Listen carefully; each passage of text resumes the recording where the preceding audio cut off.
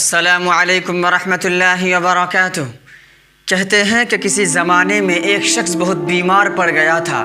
چنانچہ اس کے دور دراز رہنے والے رشتہ داروں کو اس کی بیماری کی اطلاع دی گئی۔ جب اس کے دور دراز رہنے والے رشتہ دار اس کی بیماری کی عیادت کے لیے اس کے گاؤں پہنچا، اس کے گھر پہنچا، تو اس وقت شام ہو چکی تھی۔ جب اس نے اس شخص کو دیکھا تو وہ زار و قطار رونا شروع کر دیا، اور پھر رات بھر اس کے سرہانے پر بیٹھ کر روتا رہا۔ اور پھر جب صبح ہوئی تو لوگوں نے ایک عجیب منظر دیکھا کہ وہ شخص جو دور دراز سے بیمار کی عیادت کرنے کے لیے آیا تھا، وہ شخص جو رات بھر اس کے سرہانے پر بیٹھ کر روتا رہا، اس کی لاش پڑی تھی، اور وہ بیمار شخص تندرست ہو کر، صحت یاب ہو کر چل پھر رہا تھا۔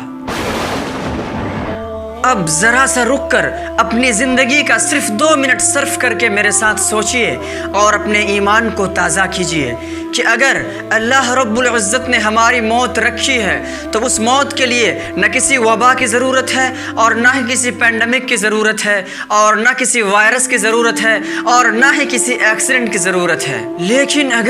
اگر اللہ رب العزت نے ہماری موت نہیں لکھی ہے تو پھر ایک وائرس نہیں، ہزاروں اور لاکھوں کروڑوں وائرس بھی اگر ہمارے اندر سما جائے پھر بھی ہمیں موت نہیں آ سکتی۔ اگر ہمارا ایمان اس طرح ہے تو آپ کو مبارک ہو، لیکن اگر ہمارا ایمان اس بات پر نہ ہو تو ضرورت اس بات کی ہے کہ ہم اپنے ایمان کا جائزہ لیں۔ ایک بات جو اصل مجھے عرض کرنی تھی، اور وہ یہ کہ اس وقت جو پوری دنیا ایک بیماری کو جھیل رہی ہے، پوری دنیا اور پوری انسانیت ایک بیماری اور ایک وائرس کی وجہ سے پریشان ہے۔ ہمیں اور آپ کو اس بیماری سے ڈرنے کی بالکل بھی ضرورت نہیں ہے۔ اگر اس بیماری سے ڈرنا ہی ہے تو اصل ڈر تو یہ ہے کہ اس وائرس سے ہونے والی موت کے بعد کی زندگی کی تیاری شروع کر دیں۔ میں شکیل احمد تو یہ کہتا ہوں کہ یہ وائرس اللہ رب العزت کی طرف سے ایک بہت بڑی نعمت ہے، اور وہ اس طرح کہ اللہ رب العزت نے ایک چھوٹا سا وائرس تنبیہ بنا کر دنیا میں بھیجا، اور ہمیں یہ پیغام دیا کہ یہ دنیا والوں سن لو، تم اس دنیا میں صرف 2 اور 3 دن کے مہمان ہو۔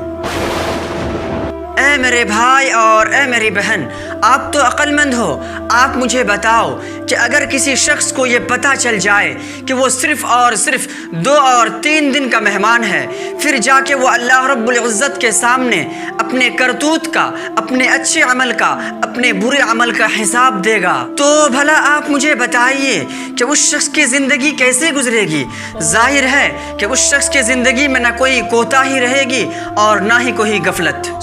آئیے نا ابھی ہی ہم اپنے اندر سے غفلت کو دور کرتے ہیں، ابھی ہی ہم اپنے اندر سے کوتاہی کو دور کرتے ہیں، اور ایک بات خوب اچھی طرح یاد رکھیں کہ ہم اس دنیا میں صرف اور صرف 2 اور 3 دن کے مہمان ہیں۔ جس طرح 2-3 دن کے مہمان کو سفر کی تیاری کی ضرورت ہوتی ہے، بالکل ہم اسی طرح سفر آخرت کی تیاریاں شروع کر دیں۔ یہی اس وائرس سے حقیقی خوف اور ڈر ہے۔ اگر ہم نے اس وائرس سے یہ خوف کھا لیا اور سفر آخرت کی تیاری میں لگ گئے تو پھر ہم نے اللہ رب العزت کی طرف سے بھیجی ہوئی وبا سے نصیحت حاصل کر لیا۔